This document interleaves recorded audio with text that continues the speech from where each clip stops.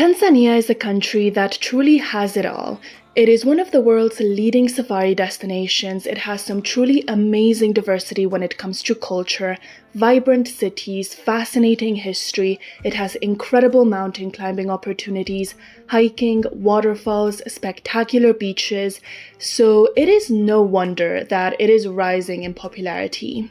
But what do you need to know to travel to Tanzania? What about all the logistics? And what about malaria, visas? Is Tanzania safe? Is it a good choice for solo travelers? So in this video, I'm going to answer all of those questions and more so you have everything that you need to travel to Tanzania in one video. And if you're new to this channel, hi, my name is Laura, and I've spent the past few years traveling all over the world and in particular to a lot of African countries. So in this channel, I share lots of travel vlogs, hidden gems, and lots of travel information videos like this one. So make sure you subscribe if this sounds like something you like. But now let's go back into the video. So first of all, let's talk about visas. So this is the first thing that you have to know whenever you travel to a new country. You need to know what visa requirements you have for your particular passport and your particular nationality. Of course, visa requirements change depending on nationality and passport, so depending on this, you may not need a visa to enter Tanzania or you may need one. So I have a Spanish passport and I've been to Tanzania twice, so I've done 2 travel visas, and I wanted to tell you a little bit more about my experience with the visa process, just so you can know what it's like and so you can learn about my mistakes. Basically, if you do need a visa, you're given 2 options: to do a visa online or to do a visa on arrival. And on my first visit to Tanzania, I decided to do the online visa because I personally think that if you're able to get as much of the bureaucracy done before you arrive in a country, then that's way better. You'll be waiting for far less time at the airport when you arrive, and the process is just much easier. So I went down the online route.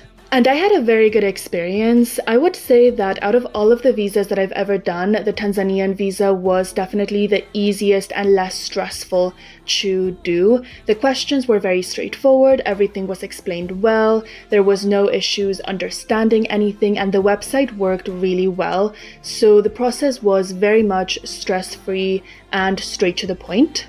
I was given several different payment options to pay for my visa, so I could pay online or I could pay on arrival at the airport.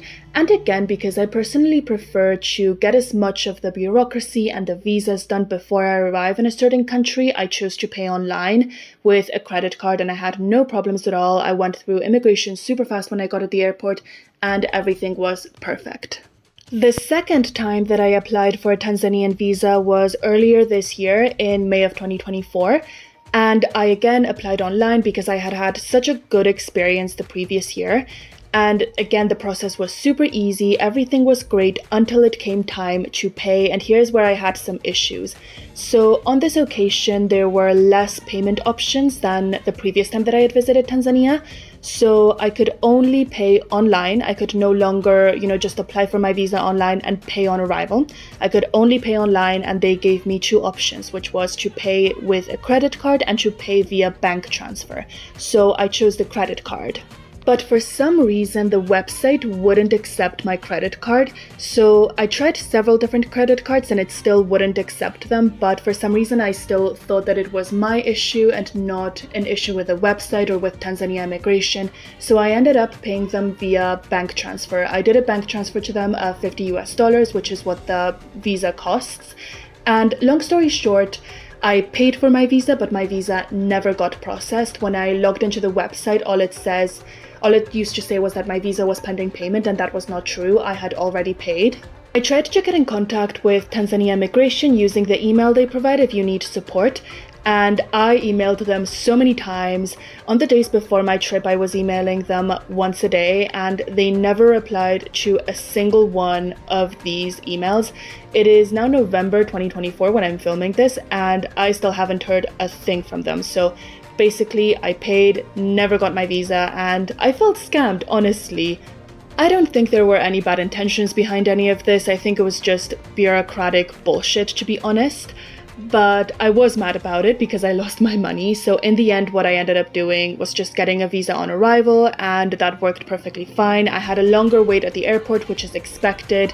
And it was when I was applying for my visa on arrival that I was talking to other travelers, and I realized that the issue with the credit cards was a wider issue that the Tanzania immigration website had. So it had happened to a lot of other travelers. So with this information, what I recommend that other people do is that they apply online and fill out all of the forms, do the entire visa process, and then pay using a credit card. If the website does not allow you to pay with a credit card, do not under any circumstances pay via a bank transfer. Do not make the same mistake that I did, because you will not get your money back. If that is the situation, wait until you get to the airport and apply for a visa on arrival there. It is also worth mentioning that the Tanzanian tourist visa is valid for both mainland Tanzania and also for Zanzibar, and there is a list of nationalities which need something called a referral visa. So if this is your case and you need a referral visa to enter Tanzania, then the visa process that I went through is not the same visa process that you're going to go through. You need to apply for your Tanzanian visa at least 2 months in advance. And it is not recommended that you make any plans or any reservations in Tanzania until you get your visa approved, because there is a higher chance that it will be rejected. I will leave a link in the description so you can check if you need a referral visa or not, and also so you know where to apply for your Tanzanian visa. So now let's look at other travel documents that you may or may not need if you're traveling to Tanzania. Specifically, let's look at travel insurance for Zanzibar. So from the 1st of October of 2024, if you're traveling to Zanzibar, you have to apply for a travel insurance with the Zanzibar Insurance Corporation. This costs $44 and it is mandatory. If you do not apply for this specific travel insurance before you travel to Zanzibar, you may be denied entry into the island. You may be denied entry into Zanzibar and just told to either go back to the mainland or get a flight out of the island. You have to apply for this travel insurance online. You cannot get it on arrival. This is super important. This is something that you have to apply for before you go to Zanzibar. So again, I will leave the link where you can apply in the description. So I don't know about you, but I personally hate this new development. It feels like a scam and it feels like a cash grab, and I personally think it is terrible marketing for Zanzibar, but that is just my personal opinion. I still haven't had the chance to apply for this travel insurance because it's so new, but I will definitely have to apply for it for 2025. Personally, what I plan to do in the future with regards to traveling to Zanzibar is to apply for travel insurance with the Zanzibar Insurance Corporation, just because I have to get into the island.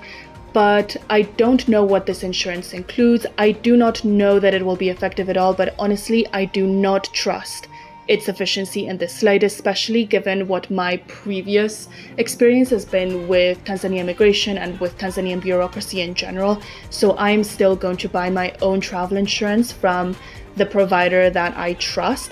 And I think this is what a lot of people are going to end up doing, what a lot of travelers are going to end up doing, which is why I think it's such a bad marketing strategy and why it feels like a scam to a lot of us. So I really hope they scrap this in the future and make it go away, because so many people hate it. But regardless, as of right now, you have to apply for this travel insurance to get into Zanzibar.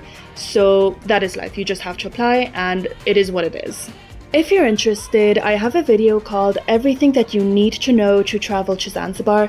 It is the ultimate travel guide, and it is an older video, so the quality isn't as great, and it doesn't include this segment that I just included, that I just talked about the travel insurance, because it wasn't a thing back then. But the rest of the information is still very, very relevant, very up to date, and it is very good and useful information and very specific to Zanzibar. So if you're planning to travel to the island, I highly recommend that you watch it. I will leave the link to that video in the description as well. So moving on, let's talk about some of the vaccination requirements that you may or may not need if you're traveling to Tanzania, specifically the requirements around the yellow fever vaccine. And before I talk to you about this, I want to make it clear that I am not a doctor, I am not a healthcare professional, so make sure you talk to a healthcare worker about vaccinations and health before your trip to Tanzania. So when it comes to the yellow fever vaccine, There are two types of countries in the world. There are countries which are considered at risk of transmission for yellow fever, which include most of sub-Saharan Africa and South and Central America, including Tanzania and all its neighboring countries. And then there are the countries which are not considered at risk for yellow fever transmission, which is the rest of the world.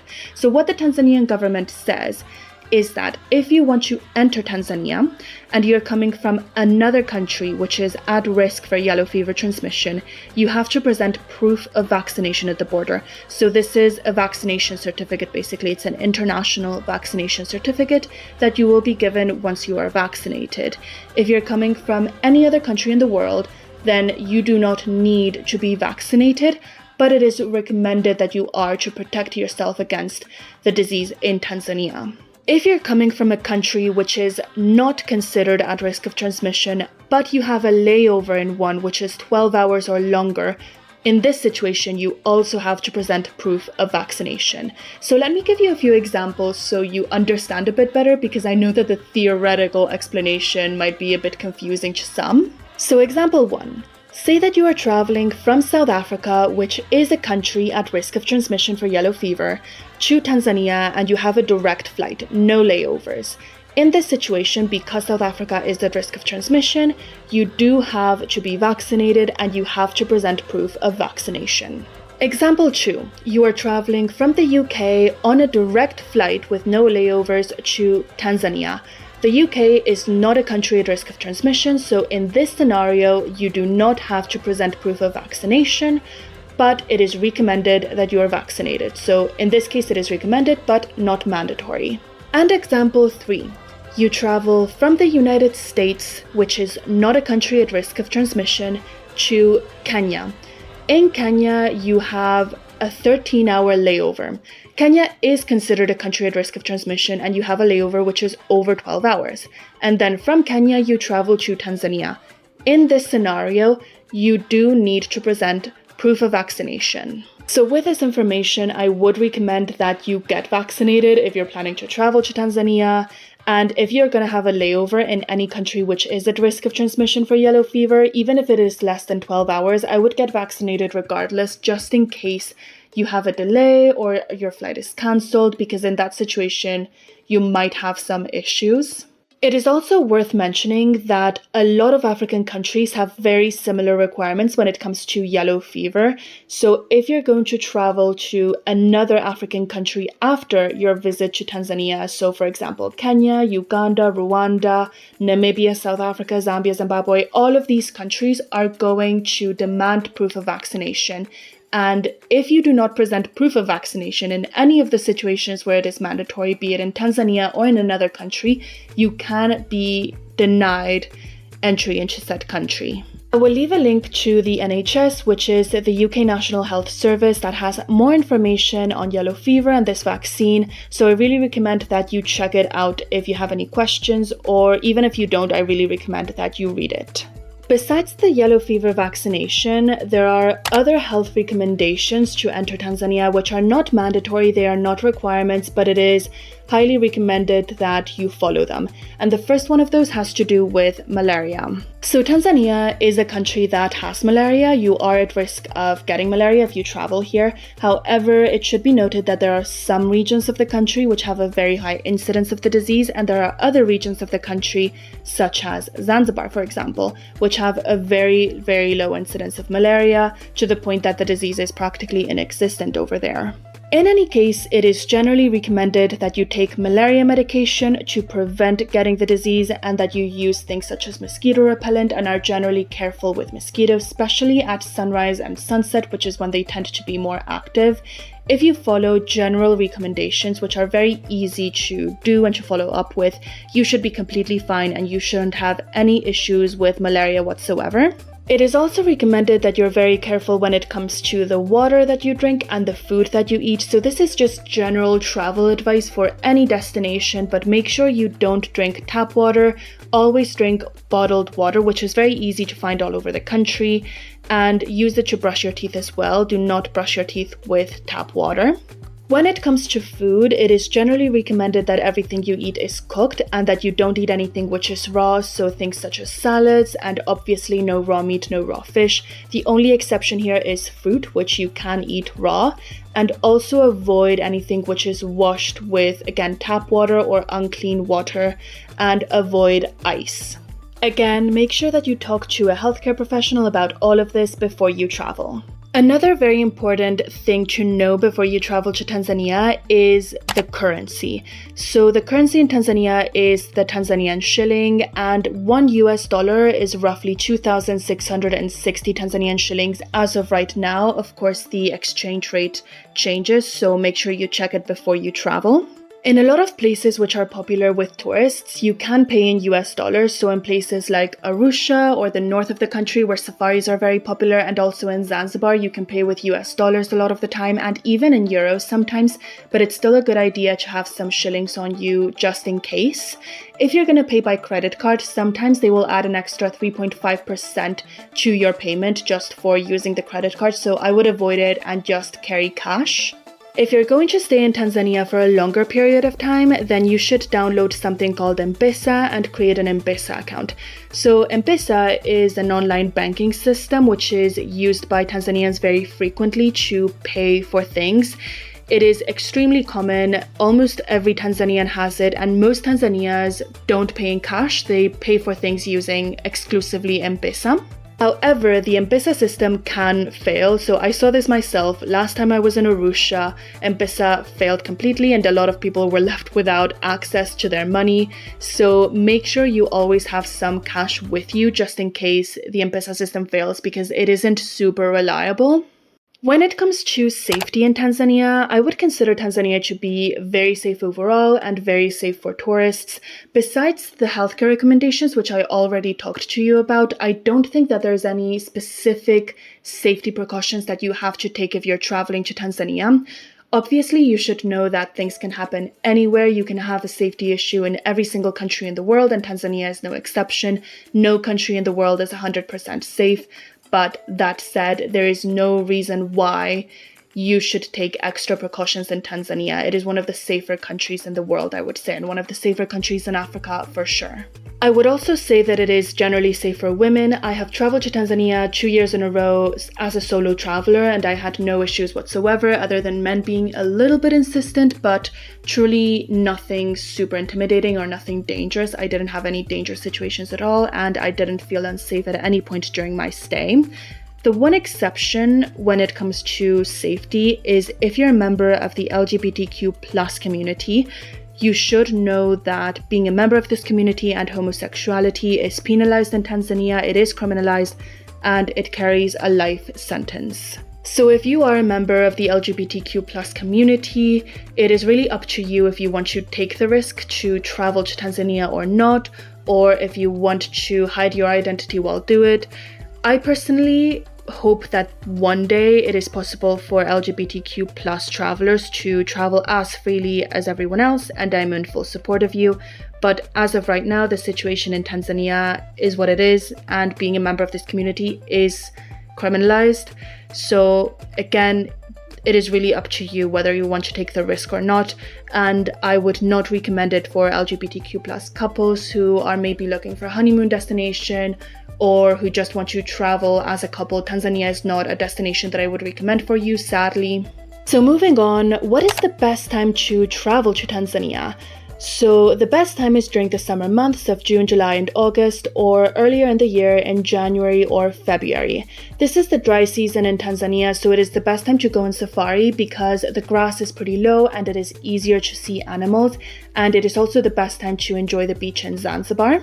However, Tanzania is beautiful all year round. You can go on safari in pretty much every month of the year. The only months that I wouldn't recommend are March and April because this is the heavy rainy season and sometimes the roads get blocked and sometimes there are floods. So this is the only time of the year that I wouldn't recommend that you travel to Tanzania. If you're going to do a safari, say in May, for example, during this time, it is a little bit harder to see animals, but the landscapes are super green and super beautiful, and in parks like the Serengeti and the Ngorongoro, you're still going to see lots and lots of animals no matter the time of the year. If you're traveling to Zanzibar, you should also know that you might find it difficult to find a place to stay and to find tours and activities to do during the off-tourist season because a lot of resorts and tourism centers close down during these months. That said, because Zanzibar is becoming more and more popular with tourists, more resorts and tour centers are choosing to stay open year-round. So there are many tourists now who travel in November or December. But just know that you can travel to Zanzibar during the off-tourist season. But again, you might find it a little bit harder to find places to stay or things to do. Your favorite tours or your favorite resorts might be closed during this time of the year. It could be a good option though if you're looking for cheaper prices for Zanzibar and also for mainland, for safari, and the rainy season in Tanzania usually consists of short periods of rain, like short bursts of rain, and the rest of the day is usually pretty sunny and pretty good weather still. So it might be a good idea if this is not something that bothers you. And also to avoid certain businesses, like restaurants in particular, being closed at certain times of the year, make sure you know when the month of Ramadan is when you're traveling to specifically the coastal areas in Tanzania and specifically Zanzibar. If you travel during the month of Ramadan, you can absolutely do that, but some businesses may close at iftar, for example, so it might be hard to find a place to have dinner at and things of that sort. So now let's look at all of the wonderful things that you can do in Tanzania, because like I said at the beginning of this video, Tanzania truly is a country that has it all. It has something for everyone. It is most famous for safaris, and I have an entire video about safaris in Tanzania, which I will link in the description so you can watch whenever you want. But the most famous safari park in Tanzania is the Serengeti. Most people opt to do something called the Northern Circuit, which is a tour of different safari parks in the north of the country, which are the Serengeti, Ngorongoro, Lake Manyara, and Tarangire National Parks. And some people also combine it with a tour of safaris in Kenya, so places like the Masai Mara or Amboseli. So if you want to know about safari parks in Kenya, I will also link a video in the description so you can watch that. When it comes to culture, you guessed it, I also have a video with all of the cultural activities that I have done in my trips to Tanzania, the ones that I recommend that you do. So I will link that video in the description for you to watch whenever you want. But Tanzania is probably most famous for the Maasai tribe. So the Maasai tribe, I highly recommend that you do a visit with them because it's very interesting learning about their culture. And specifically, I recommend that you go to a place called Olpopongi Maasai Village, which I absolutely loved. I've been to 3 Maasai villages in my life, 2 in Tanzania, 1 in Kenya, and this one was my favorite. I think they do a great job at teaching you Maasai culture, Maasai history, and it is a true cultural immersion experience. Another tribe that I recommend you visit in northern Tanzania are the Hadzabe tribe, which are the last hunter-gatherers in East Africa. It was a huge privilege for me to be able to visit this tribe and learn from their way of life, their traditions, and their customs, and it is an activity that I highly recommend. And lastly, also in northern Tanzania, I really recommend that you visit the town of Mtowambu, which is a town where all of Tanzania's 120 tribes meet. It is super interesting, a true hidden gem, and such an underrated place. So now moving on, there are also a few cities that you can see in Tanzania which are very interesting. So Arusha is one that comes to mind because a lot of people who want to do safaris will start off in the city of Arusha. If you're already in the city, I do recommend that you go on a city tour. Other big cities in Tanzania include Dar es Salaam, which is by the coast, and also Zanzibar City. Zanzibar City is not huge, but Stone Town, which is kind of the cultural and historical center of Zanzibar, is super interesting, and it is very beautiful as well. So I really recommend that you travel here and that you visit this place if you're in Zanzibar. When it comes to mountaineering, you have several options in Mount Kilimanjaro, which is the highest mountain in Africa, but also Mount Meru, which is close to Arusha, and Oldonyo Lengai, which is the sacred mountain of the Maasai, and it looks spectacular, honestly. It looks so beautiful. When it comes to hiking, I really recommend you hike up to Materuni Waterfall, which is the highest waterfall in northern Tanzania, but there are many more hiking routes all over the country in places such as the Usambara Mountains or the Udzungwa Mountains. And when it comes to beaches, Zanzibar is of course the main destination for this, but there's also plenty of good beach spots on the mainland in places such as Kilwa, which also has a lot of fascinating culture, or Mtwara to the south of Tanzania, or on the islands of Pemba and Mafia. Zanzibar and Mafia Island also have some great coral reefs, which are perfect if you want to snorkel or scuba dive, and Zanzibar also has great winds if you want to do kite surfing. So wow, that was a pretty long video. It was much longer than I anticipated initially, but I wanted to make sure that I gave you as much information as I possibly could and of the best quality. So I hope you found this video useful. I hope you were entertained by it as well. So if you liked this video, make sure you like, comment, and subscribe, and I will see you in the next one.